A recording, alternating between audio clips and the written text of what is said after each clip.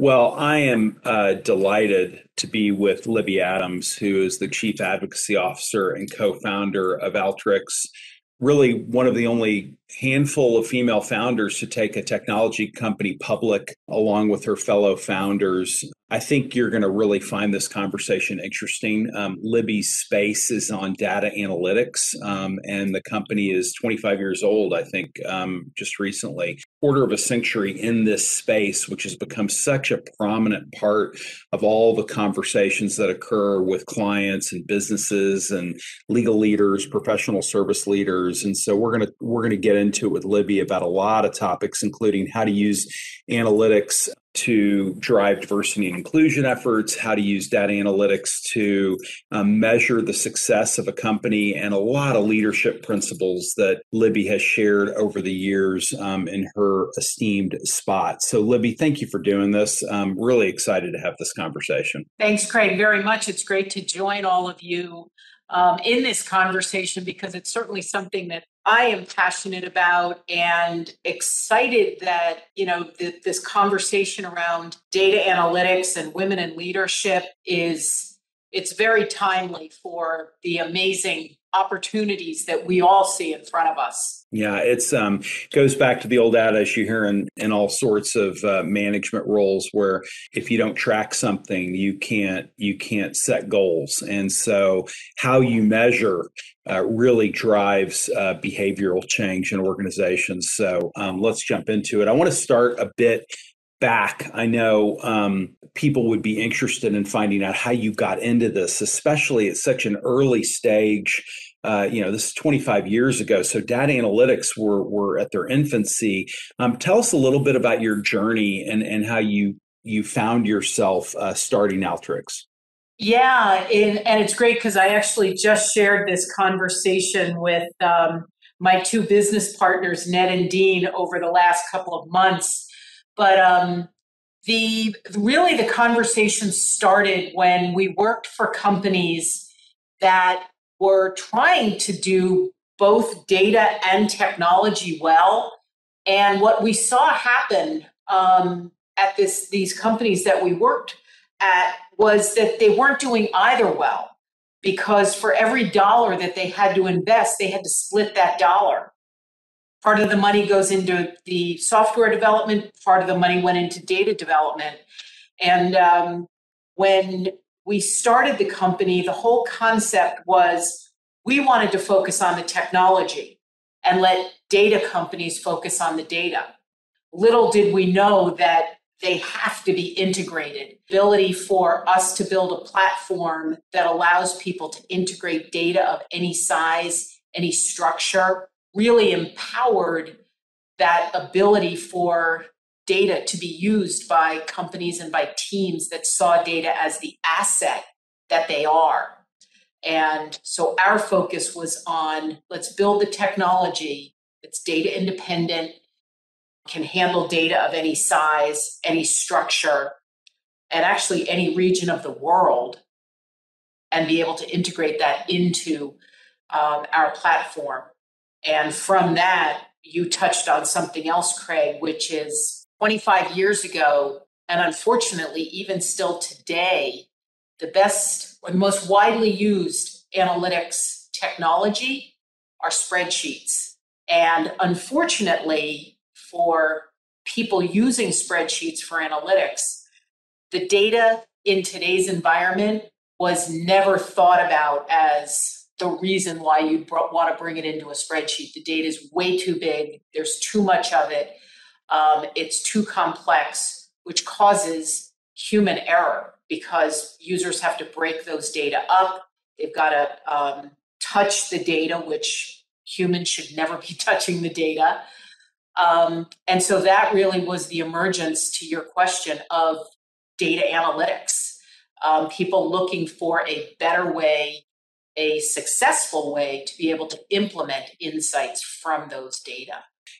What were the types of issues? Today, as a law firm leader, we confront issues of how to track diversity and inclusion. So, you see the evolution of which diverse lawyers are on the file. And then you see clients saying, well, wait a second, it's not just good enough to be on a file. I want to see how many hours are being billed by diverse lawyers. I want to see how much credit diverse lawyers, you see the evolution of the use of data.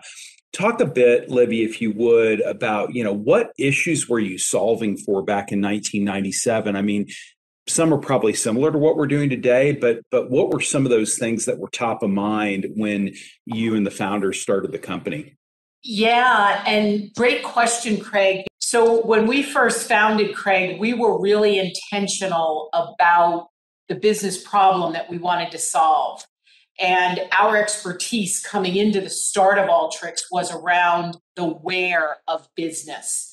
So to your question, if you're in a business environment, it's where are my employees coming from? Where are my customers traveling to get to my store? Where are the raw materials that are used in the production and the manufacturing process of whatever the product is, whether it's a TV or a box of cereal? And so it's that where of business. And one of the areas that we specialized in was in how to help businesses like restaurant companies, cable companies, media companies understand where their advertising was landing. And also, in the case of restaurants, if I open up a new location, will I cannibalize my existing location if I'm a quick service restaurant, for example? Or will I be cannibalized by my competitor because there's not enough demand in the market for my lunchtime traffic, for example? That was where we started. We came from that space. We knew that space. We knew the business problems. We knew the data that needed to be used to solve and answer those questions. And so that gave us the premise, the ability to build these applications, these software applications, to be able to serve those specific questions in business, all powered by data. So how did that look like in 97 when you were collecting the data? How could you, for example, take the example of the restaurant and not wanting to cannibalize the geographic scope of a particular location? Would you collect the data manually, or how did that work? And this is where, from our business model, we were really intentional that we wanted to partner with companies that were doing that data collection, Craig. We did not want to be in that business, but we built the technology to be able to easily ingest all of those data assets that other companies were collecting. Specifically, in that example, they were collecting competitive locations. They were collecting where are all the McDonald's, where are all the Burger Kings, where are all the, I don't know if Chipotle existed back in 97. And so all of these data assets, we partnered with those data companies to integrate their data into our solution while we focused on building the technology. And then for our customers, we were able to wrap that solution for them and be able to provide a complete solution, but also give them the flexibility to bring in their own data, because they may have proprietary data about each of their locations, for example, their foot traffic, their sales volume, their product offerings that they may tailor by geography. So the technology was flexible to bring in other data, and then we would work with those third-party vendors that were expert in collecting those data assets. Got it. That's very interesting to think about it historically and how it's clearly evolved and how quickly we can collect data, frankly, when we don't even know we're collecting it sometimes. I think a lot of lawyers and professional service providers will watch this, and you've got such a vast experience in working with customers. You've run that side of Alteryx's business. Talk about the conversations you have on the front end to determine what the problem is you're trying to solve with the data analytics, and what processes should people be thinking about if they want to pick up some of the excellence that you've created over the last, 25 years plus? Yeah, and I love that question because I just shared this with a CFO that I was on a call with yesterday, because she said, Libby, we're not really very far along in our journey at all. We're doing it wrong. And I said, Tammy, you're actually not doing it wrong. You're actually in the exact right spot, because we're in this conversation now about how we can help make it better, because Tammy, want to make it better, and we can support you in that mission. And so the conversations that we have, or that I have personally with leaders, is really around what they believe their success looks like. And that question, Craig, can be answered with something as simple as, Libby, we have spreadsheets everywhere. I want to be able to automate those processes, because my team is not satisfied with their work, because they're just doing the same thing over and over and over again. So as I'm speaking with leaders, they'll ask the question, how do I help to make sure that my employees are happy, that they're excited about the work that they do? And when they're stuck in spreadsheets, it's not where they want to be. They want to be able to have more of an impact. And so those leaders will ask us to help them really build that journey, and that vision that they have around automation. And so that automation of analytics is now helping those teams get out of the routine and the mundane of just chunking through data, same project, different day, same project, different day, and be able to get on to those higher value questions that can be solved with insights from data. And some customers come to us with a very specific agenda of what they want to automate. And they'll say, Libby, I've got these 7 reports that are taking too long. I'll use a quick example, and they'll say, I need my, Rev Rec report in this timeline. Right now, that timeline is 3 times the length. How do I shorten that?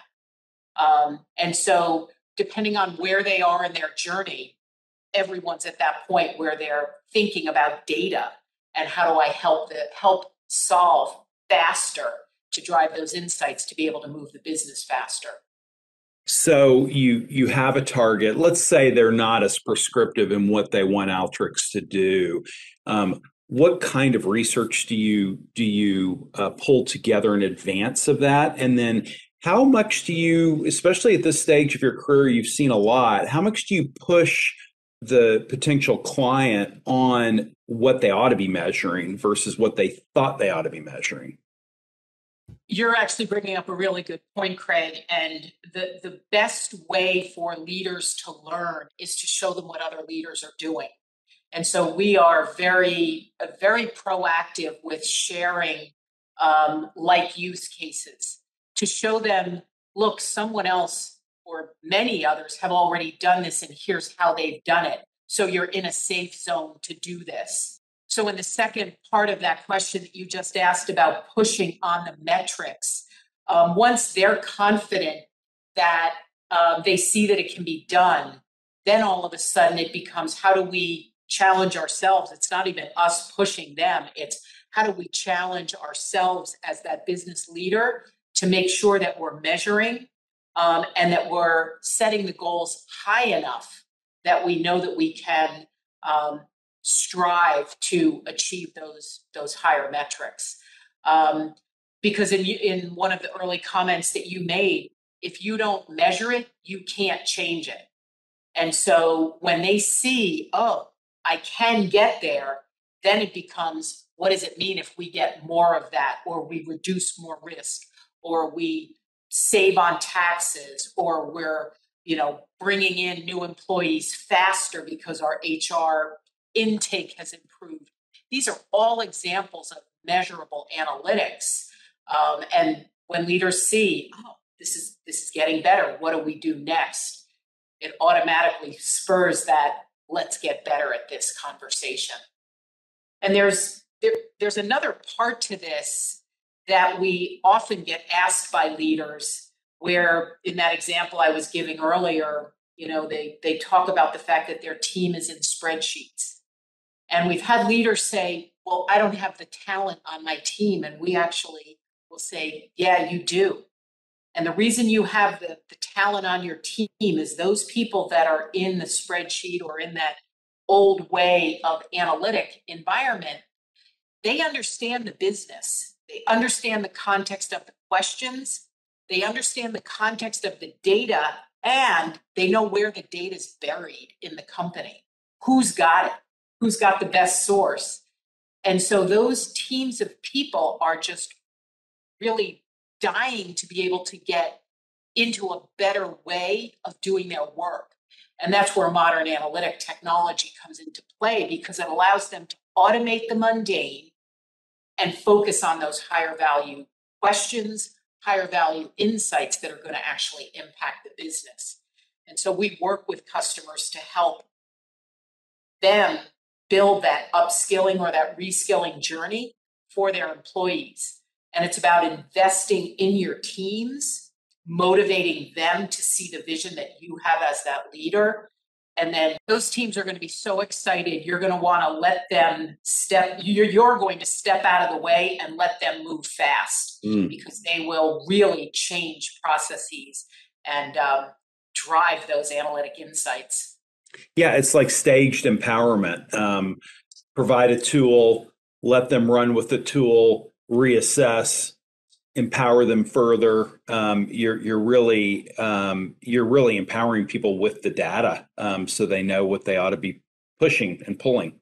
Fascinating. Okay, so you really are. It's a shame that we have to say that somebody in 25 years ago who was critical to founding and taking a technology company public also happens to be female. But you certainly are. You're a pioneer in that space.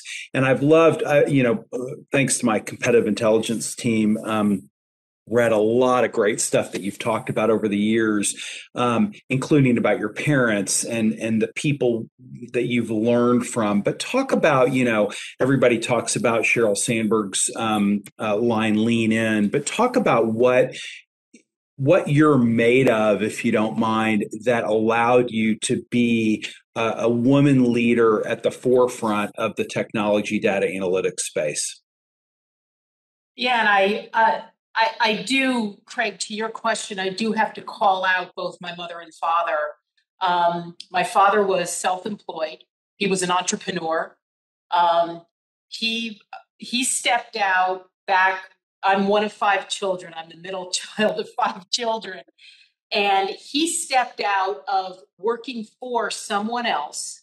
And by the way, I'll say he was a golf course architect. And very unusual job, because at the time when he was that golf course architect from the 50s to the 80s, there was less than 100 of them in the United States. And so he was in that field designing golf courses all over the country. And he had the courage, with my mother's support, when I think my youngest brother was probably less than 6 months old, he said, I'm going to go out on my own. My mother, with small children, said, okay, I support you.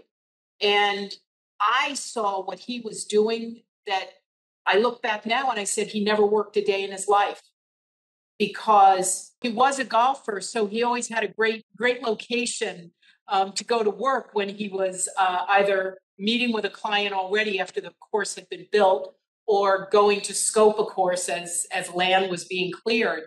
And he was never afraid of work. He was willing to take us on vacation. So the kids and my mom were on vacation. Well, I don't know how much vacation was for my mother, but we were in great places as kids, but my father was always working.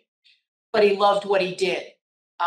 And that's why I say he never worked a day in his life, although he worked very hard. And then from the other side of that equation with my mother, both of them, it was teamwork, because he was traveling, she was at home with 5 small children. And so it was always about, what do we have to keep doing? We've got to keep moving forward. Being self-employed was no cakewalk. And so it was always about, always looking for that next job, always looking for that next course that was going to be built, whether it was in New York, Vermont, Hawaii, California, Florida. It was all over the country. Always in great locations, if you notice that list I just rattled off. But those two individuals, I would have to say, are my role models. And I there's not a day that passes today that I don't think about my father.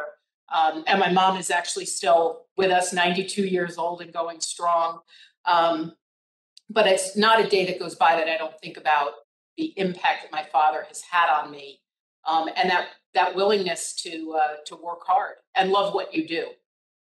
Well, as you can see, I'm grinning ear to ear because I just finished the trilogy that starts with the greatest game ever played, and really the history of golf. And my son, my middle child, who just graduated from college, wanted as his graduation gift to go to the 150th British Open. So I've kind of been steeping in golf history. I would have loved to have met your dad and learned about that. But to our topic, you think about what your dad did. He took a problem that was confined by the geography of the space he was working in, just like you do. And he had to figure out how to stay creative within the solution that there were physical constraints for. And it seems like you do a very similar job, if I may, at a very 50,000 foot level, suggest. It's some of that problem solving skills I'm sure you got from watching your dad embark on his craft. It's fascinating. Yeah, it's creative problem solving, Craig. That's really what it comes down to. And I'll share with you just a really quick, back in the 25 years ago, when we started in 1997, just to reset for your audience, 1997, the internet was a dial-up modem. We all are old enough, or a lot of us are probably old enough to remember that high screech that you wanted to get because then you knew you had the connection. The browser of choice was one. It was Netscape. And the internet back in 97 was predominantly used by parents to really set up travel plans.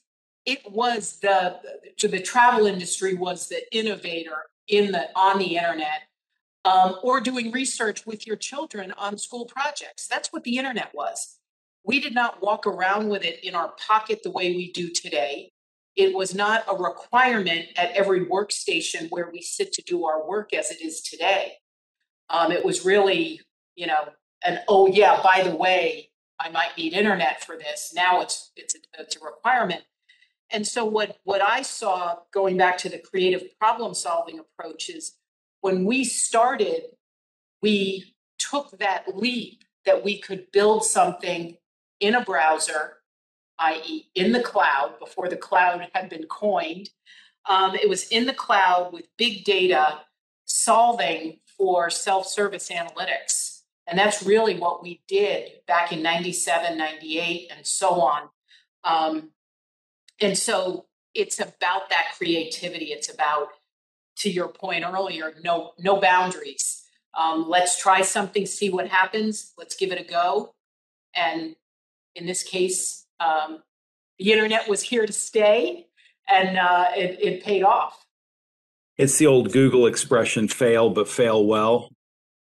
You're not going to get it all right the first time because you are a pioneer. Speaking of which, as a woman in the tech space, what were challenges you faced as an emerging leader?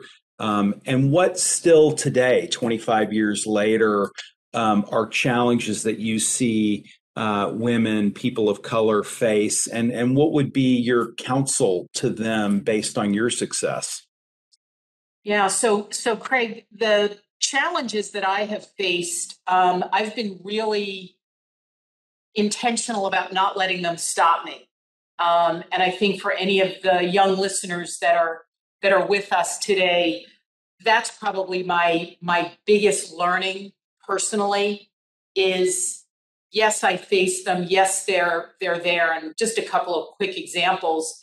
Back in 97, 98, 99, and even still today, technology has always been a male-dominated field, similar to other fields like financial services, as an example. Being in a tech company with two business partners, male business partners, it was never a discussion of, oh, Libby's idea doesn't matter, or, oh, she's just coming at it like a woman. That was never discussions with Dean and Ned. I never, ever felt that, nor did they ever say that, and it was never part of the conversation.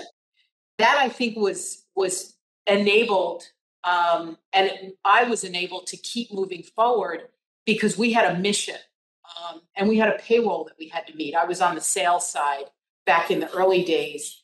And so those challenges that I faced when I came across people that didn't want to work with a woman, didn't want to buy from a woman, that's okay.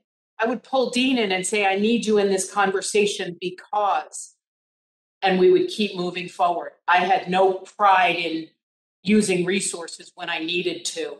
And I'd say that today. I would do the exact same thing today. I would bring in the right resources that are needed to get something done. And so my advice from a leadership perspective, actually any hiring manager that's in that leadership role and on up into the organization, diversity on teams breeds creativity. Those unique experiences that people have,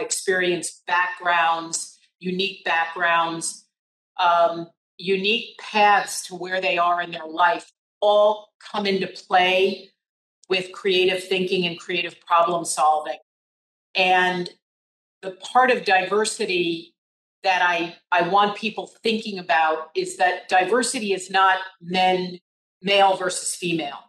That is not the diversity equation that leaders should be thinking about. You have to be thinking about demographic diversity, psychographic diversity, socioeconomic diversity. So the diversity that I like to call out has to do with age.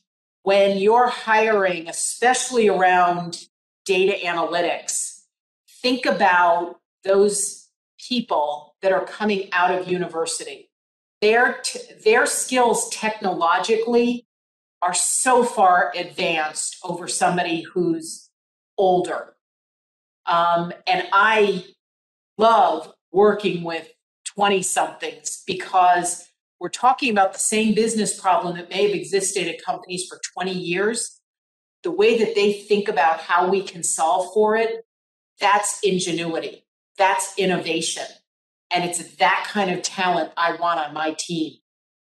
So it's a fascinating answer because you are essentially deconstructing what we're made of, right? We go by taglines: male, female, white, black, brown, whatever your tagline is. But if you don't get behind those taglines, you can't figure out what assumptions are being brought to the problem, right? So you're basically saying, what I hear you say is you like to work with younger people because you can learn from each other, right? There are things you don't take for granted that they do, and vice versa, which is a fascinating way to look at it.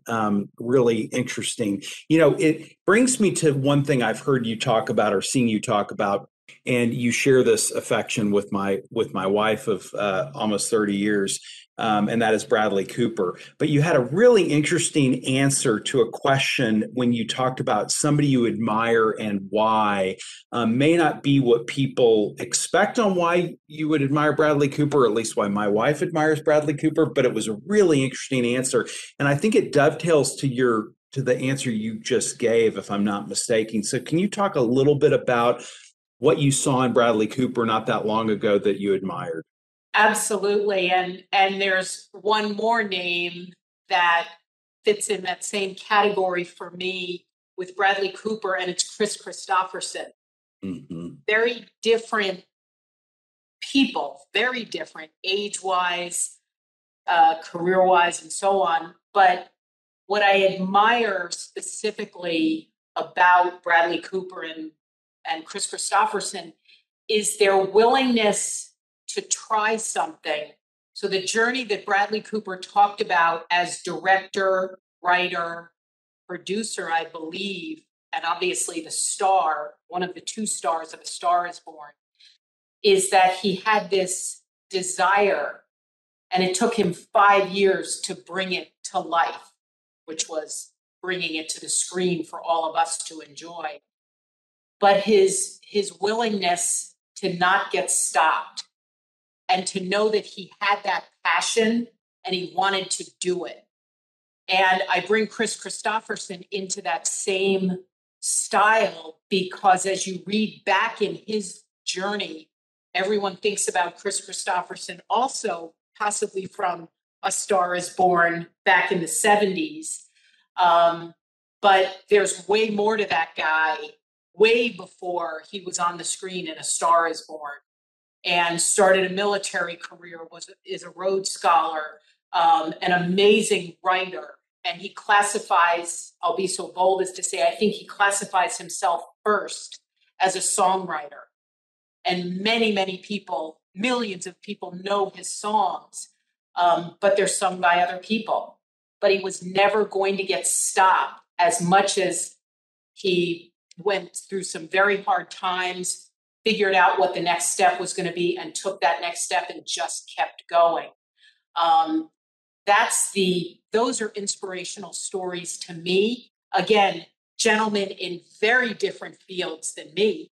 I think I've read that Kris Kristofferson doesn't even have doesn't even have a phone, which I think is fabulous. Doesn't need technology to make himself complete. And in his life, not necessary at all.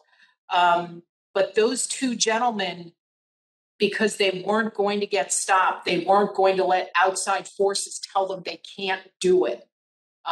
That inward passion is just an amazing power that every human has. Yeah, I hear, they actualized on their authentic selves and they pulled in resources like you did early on in your career and said, I'm going to get through this problem. We're going to solve this problem. I could spend all day being offended or mad, but instead I'm going to grab resources and we're going to fix this problem. And through your success, you created space for women in your industry. You created an example of leadership. It's a really powerful story. Thank you for sharing that and your insights on people in a very different professional realm. Can you talk a bit, Libby? I'm gonna get to your forward thinking thoughts about analytics and all that. But before we get there, I want to understand. You've talked before about how to use data and analytics to break down silos, which again is another principle of diversity, equity, and inclusion, right? Talk a little bit about how data gets used within organizations to break silos down. Yeah, I when you look at a C-suite or org chart in a company, any company, it could be a, Fortune 10, it could be a startup. The startup is not going to have the C-suite that the Fortune 10 has, but when you look at an org chart of any company and you look at those leaders, every one of those leaders is trying to solve with data. So whether it's the chief human resources officer, the chief people officer here at Alteryx, whether it's the CFO, the chief revenue officer, chief operating officer, every one of those, what could be thought of as silos, is trying to solve with data. And that's where data comes across an organization as that layer that everyone is using. And as organizations are building their analytic muscle, you start to see that creative juice where analytic professionals in these companies will get together. And so below the executive level, those analytics are going on because data is shared across the organization. when those analytic talent come together, they're solving problems. And it doesn't matter which silo they sit in, which C-suite they sit in. When somebody's trying to solve a problem, and I'll give you just a quick example. When you think about a product at a company, it might be product A, why are customers no longer buying that product? That getting insights on that is going to involve across the enterprise. That's not just a customer experience question. That is not just a supply chain question. These teams all have to come together. Manufacturing has to be part of that solve. And that's an example where analytics is joining organizations to think across the enterprise as to why something is or isn't happening, or how do we reduce or mitigate that risk. It's a team effort to be able to do that.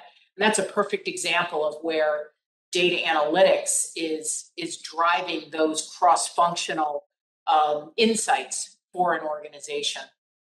Yeah, it seems like what you're doing is you're helping the communication gap between people who think about the data a certain way and are trying to solve their own problem, and somebody else is trying to solve the problem a different way. So they're thinking of the data a different way, and you're cross-pollinizing that, if you will. It makes sense.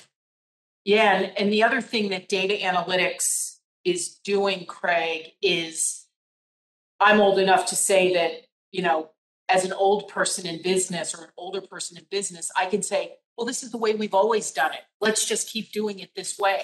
Or my gut tells me this, let's do it that way. You can't do that anymore. The risks are way too big for the business.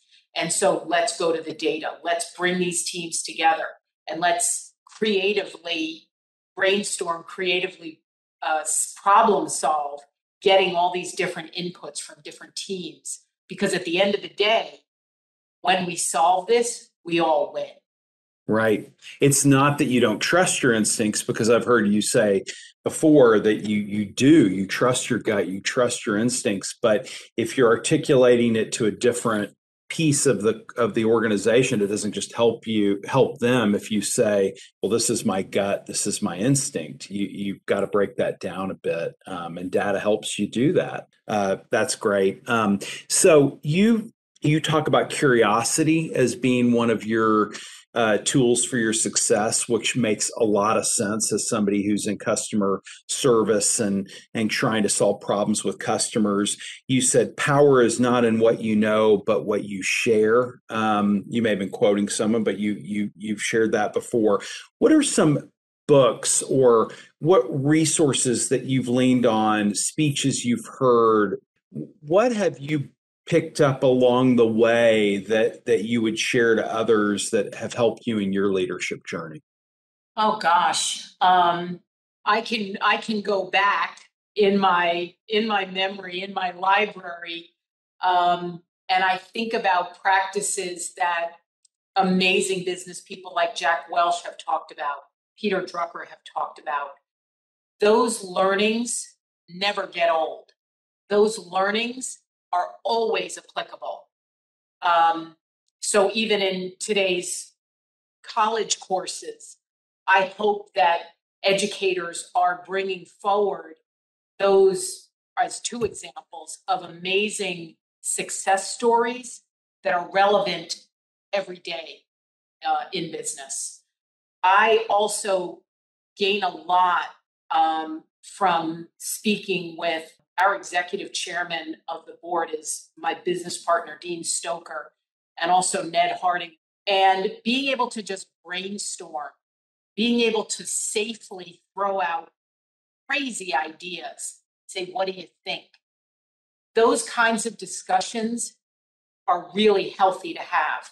And being able to do those conversations or have those conversations with people that don't necessarily think like you, because now that we're not all together, we're at different points in our journeys. They're going to bring insights in, and I'm going to bring insights in that we didn't have when we were all, in lockstep together for 20 plus years. Those are the kinds of conversations that I love to have, just crazy brainstorms and just see where they go. In terms of materials or leaders that I look at, I also love listening to people like Jean Bliss. She wrote the first book on Chief Customer Officer and then had a follow-up, Chief Customer Officer 2.0, but always taking a different perspective of thinking about the customer first. I never get tired of that. Never, ever get tired of that. But whether your customer is internal to the organization or external, at the end of the day, you all serve, or I view it that we all serve that same customer. And so you can never, ever give up on what that experience is like in the work that you do, because as I always tell my teams, if we don't focus on the customer, we all get to go home early. Yeah. Yeah, it's not much point if you're in the service business and you're trying to help people to not be empathic to what the customer's actually going through, the client's going through. What tips on creating, because I hear a lot of communication style, creating a safe conversation, as we deal with the issues of our day, which are increasingly volatile, the Black Lives Matter movement after the George Floyd murder, all the issues that we're having tough conversations with each other. What are some tips that you deploy to create a safe space for people to have a hard conversation? Yeah, I love that question, Craig. And just a few things, what we do at Alteryx to create that safe space. The first of all, at Alteryx, we have worked really hard to build a culture in the company that belongs to everyone. And I'm very clear to say that the culture is not our CEO. It does not belong to our chief people officer. It doesn't belong to me. It belongs to every single employee of the company. And it's up to us to have that culture that enables, to your question, that safe space to bring your questions, your thoughts, your opinions, your views, your values to work, and be able to share those with your coworkers, your friends in the office. And we want that. We want people to feel like they are themselves, they can be themselves, because that also brings the best creativity when people can be comfortable where they work. What we've done at Alteryx, a couple of things that we've done to drive that culture that I just spoke about, is we've allowed employees to set up employee resource groups. They're managed by our HR team, but they're set up for the employees. We want them to be able to work together to solve questions, problems, whatever the topics happen to be. And today, I think we have eight ERGs, employee resource groups, and they range from a veterans group, a faith group, BIPOC, LGBTQ community, women and allies was actually our first ERG. And the goal is, let's get together and talk about something that we all have in common, or a topic that we all have in common. And they're never mandatory. You can jump in and out of any resource group that you want to, but it allows people to feel like they can work together with people that they might not normally get to meet because they're on very different teams, they're in different geographic regions. And we've set these ERGs up in all three regions of the world where we do work, because obviously time zone is a factor, but also there's different issues in different regions of the world. And so we want those for the different teams, the geographic different teams, to be able to get to work together on these topics. And when you mentioned the George Floyd murder, it'll be 2 years ago in May, we did a group series of discussions company-wide where everyone was coming together to really share what they were feeling, what they were seeing, what they were experiencing. And everybody was welcome on these calls. And we did them around the world. And it was really an opportunity for people to voice, because remember, we had just gone into lockdown.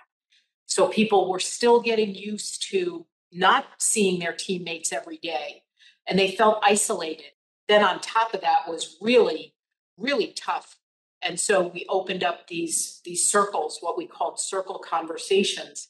Yeah, and it enabled people to reconnect, although we were doing it virtually. It enabled people to reconnect, and it enabled people to know that they weren't alone. I think that was the biggest thing that a lot of people were feeling, especially in the early weeks.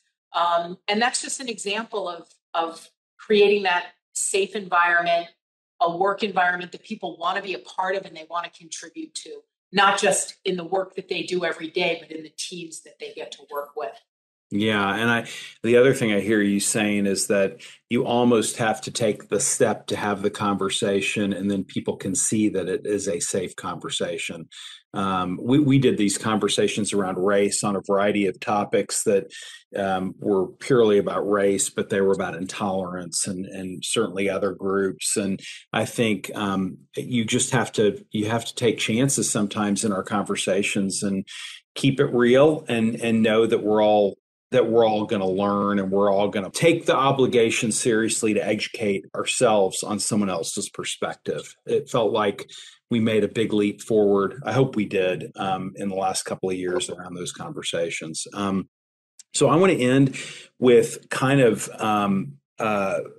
what I think people will be really interested in hearing, which is, data analytics have come this far in 25 years. You have privacy issues to overcome. You have who owns the data issues to overcome. There are a lot of trends that we see developing in the use of AI and data. If you pull out your crystal ball, and there's nobody really better to do that than you, where do you see the next 5, 10 years or 20 years in data and the use of data? Where do you see things headed? Well, I do like to talk about one of the benefits of COVID.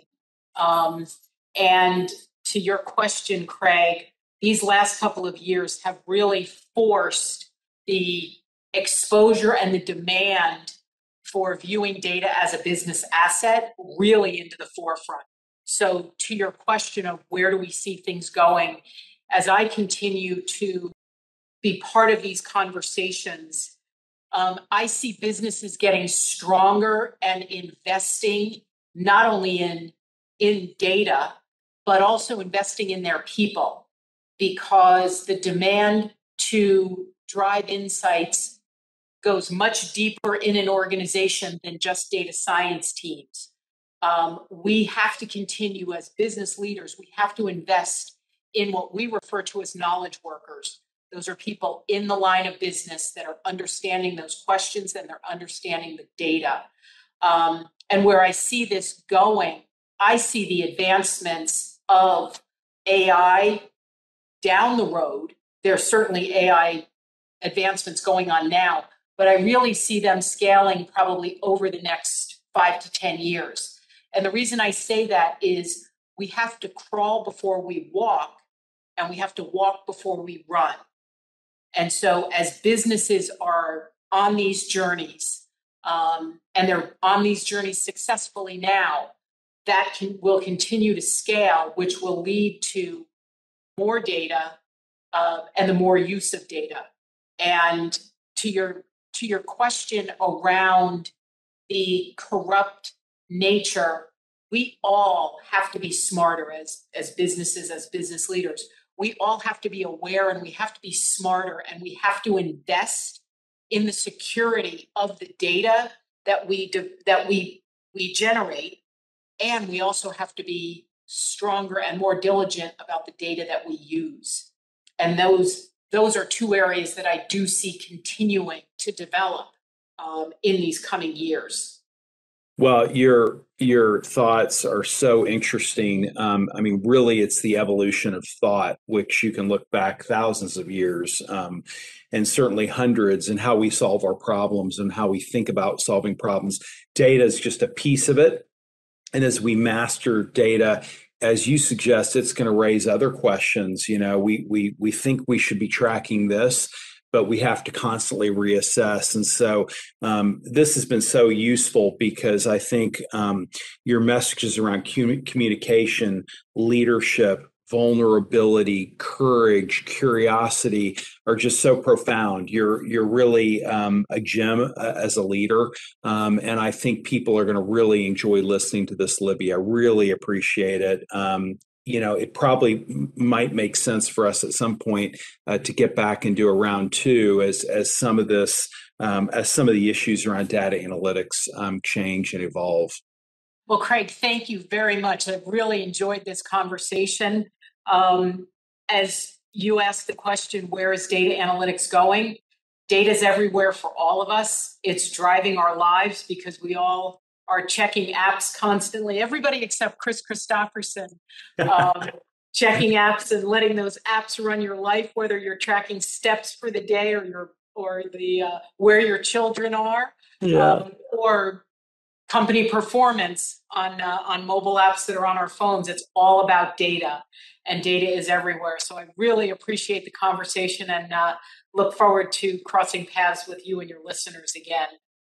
Thank you, Libby. I do as well. You have a wonderful rest of your day, and we'll be in touch. Thank you.